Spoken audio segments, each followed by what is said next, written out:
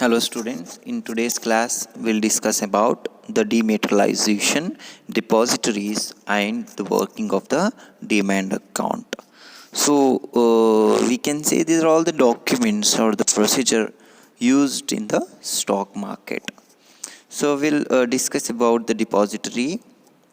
A depository can be defined as an institution where the investors can keep their financial assets such as equities, bonds, mutual funds, units, etc. in the dematerialized form, and the transactions could be effected on it. An example for these depositories are NSDL, which is a very famous institution called National Securities Depository Limited, and also CDSL, Central Depository Service Limited. So students, these are all the institutions where the investors can keep their financial assets. So financial assets in the sense equity shares, bonds, debentures, mutual funds, securities. All these securities are going to be keep in the institutions called the depositories.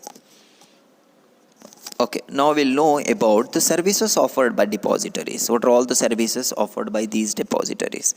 Through a system of paperless securities, depositories have made the going easier to other institutions as well as a stock exchange and its clearing houses, stock brokering firms, equity issues, companies, shares and transfer agents, etc. And dematerialization, which is a very important concept which may be asked for 2 marks.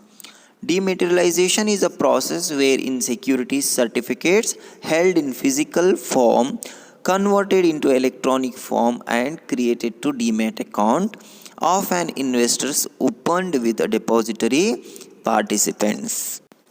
So students, this is a process where securities held by the investors in the physical form are cancelled and the investors is given an electronic entry or a number so that she or he can hold it as an electronic balance in an account. And this process of holding securities is an electronic form called dematerialization. The Security Exchange Board of India, that is SEBI, has made it mandatory for the settlement procedures to make place in demat form in certain selected securities. Holding shares in demat form is very convenient as it is just like a bank account. Okay, now we'll move on about demat account. So demat refers to a dematerialized account.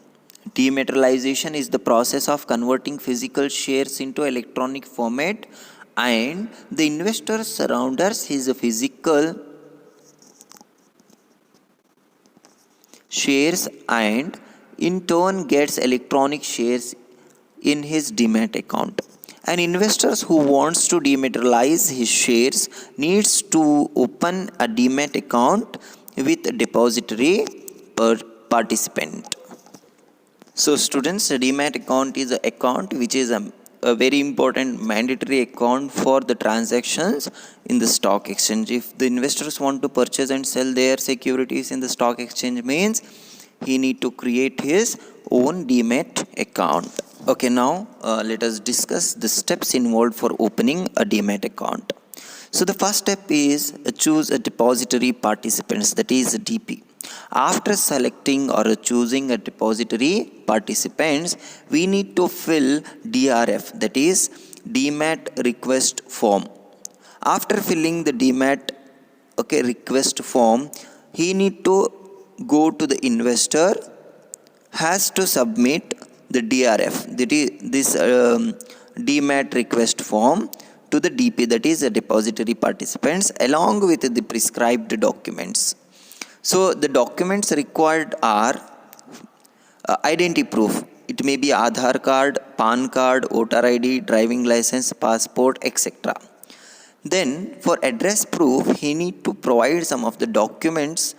Those documents may be a telephone bill, electronic bill, bank settlement not more than 3 months old, that means a recent 3 months bank transactions, then a bank passbook, a ration card, passport, identity card, etc. Then passport size photo. All these documents have to submit with DMAT request form, along with DMAT request form to the participants or a broker. Then the depository participants opens the DMAT account and provide the investors with a unique account number, which is also known as beneficiary owner identification number, BOID. After that, he will be eligible for selling and buying, that is trading and settlement procedure in the stock market. So students, in today's class we discuss about the dematerialization and depositories, also the working of the DMAT system. Hope you understood the concept. Thank you so much. Have a nice